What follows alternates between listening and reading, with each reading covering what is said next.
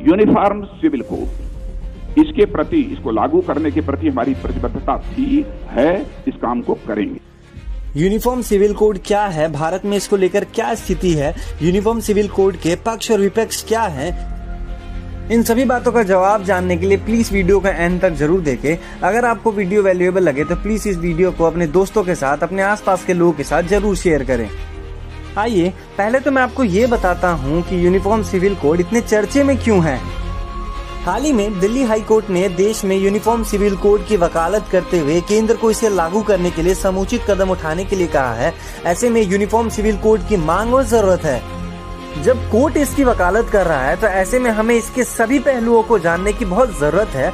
America, Ireland, Malaysia, Egypt जैसे कई देशों में यूनिफॉर्म सिविल कोड लागू है। आइए सबसे पहले तो मैं आप सबको ये बताता हूँ यूनिफॉर्म सिविल कोड है क्या। यूनिफॉर्म सिविल कोड वो कोड है जो पूरे देश के लिए एक समान कानून और सभी धार्मिक समुदायों के लिए विवाह, तलाक, विरासत, गोद लेने आदि संबंधी कानूनों में भी एक रूपता प्रदान करने का प्रावधान करती है। संविधान के अनुच्छेद 44 में वर्णित है कि राज्य भारत के पूरे क्षेत्र में नागरिकों के लिए एक समान नागरिक संहिता को सुरक्षित करने का प्रयास करेगा। अनुच्छेद 44 संविधान के भाग 4 में वर्णित राज्य के नीति निर्देशक तत्वों में से भी एक है। अब ये भी जानते हैं कि क्यों फंडामेंटल राइट्स न्यायालय में परिवर्तन के योग्य है। भारत में अधिकतर व्यक्तिगत कानून धर्म के आधार पर तय किए गए हैं। हिंदू, सिख और बौद्ध धर्मों के व्यक्तिगत कानून हिंदू विधि से संचालित किए जाते हैं। वहीं मुस्लिम तथा ईसाई धर्मों के लिए भी अलग व्यक्तिगत कानून हैं। आइए अब इस पर नजर डालते हैं कि वर्तमान में यूनिफॉर्म सिविल कोड की क्या स्थिति है भारत में। वर्तमान में अधिकतर भारतीय कानून कई सिविल मामलों में यूनिफॉर्म सिविल कोड का पालन करते हैं, जैसे Indian contract act, civil procedure code, sale of good act, transfer to property act आदि। हालांकि राज्यों ने कई कानूनों में सैकड़ों संशोधन किए हैं, लेकिन धर्मनिरपेक्षता संबंधी कानूनों में अभी तक डाइवर्सिटी है। यह तर्क दिया जाता है कि यदि संविधान निर्माताओं ने यूनिफॉर्म सिविल कोड लागू करने की उम्मीद की होती तो उन्होंने इस विषय को संघ सूची में शामिल करके व्यक्तिगत कानून के संबंध में संसद को विशेष अधिकार दिया होता, जबकि इसे कॉन्करेंट लिस्ट में शामिल किया गया है। आइए अब ये जानते हैं कि यूनिफॉर्म सिविल कोड को लेकर क्या पक्ष है। भारतीय संविधान की प्रस्तावना में 42वें संशोधन के माध्यम से धर्मनिरपेक्षता शब्द को लाया गया। इससे यह स्पष्ट होता है कि भारतीय संविधान का उद्देश्य भारत के समस्त नागरिकों के साथ धार्मिक आधार पर किसी भी भेदभाव को समाप्त करना है। लेकिन वर्तमान समय तक यूनिफॉर्म सिविल कोड के लागू न हो पाने के कारण भारत में एक बड़ा वर्ग अभी भी धार्मिक कानूनों की वजह से अपने अधिकारों से वंचित है। फंडामेंटल राइट्स में concept of rule of law present है, लेकिन इन्हीं कॉन्सेप्ट के बीच जेंडर इक्वालिटी जैसी कुरीतियां भी व्याप्त हैं। According to the rule of law सभी नागरिकों के लिए एक समान लॉ होना चाहिए, लेकिन स्वतंत्रता के इतने वर्ष के बाद भी जनसंख्या का एक बड़ा सेक्शन अपने फंडामेंटल राइट्स के लिए संघर्ष कर रहा है। सामाजिक संस्कृति के सम्मान के नाम पर किसी भी वर्ग की राजनीति समानता का हनन करना संविधान के साथ साथ संस्कृति और समाज के साथ भी अन्याय है, क्योंकि प्रत्येक संस्कृति और सभ्यता के मूलभूत नियमों के तहत महिलाओं और पुरुषों को समान अधिकार प्राप्त होता है। लेकिन समय के साथ इन नियमों को गलत तरीके से प्रस्तुत कर असमानता क्रिएट कर दी जाती है। धार्मिक रूढ़ियों की वजह से समाज के किसी वर्ग के अधिकारों का हनन रोका जाना चाहिए। साथ ही लॉ के समक्ष समता की अवधारणा के तहत सभी के साथ एक जैसा व्यवहार होना चाहिए। वहीं ग्लोबलाइजेशन के वातावरण में महिलाओं की भूमिका समाज में महत्वपूर्ण हो गई है, इसलिए उनके अधिकारों और उनकी स्वतंत्रता में किसी प्रकार की कमी उनके व्यक्तित्व तथा समाज के लिए नुकसान है।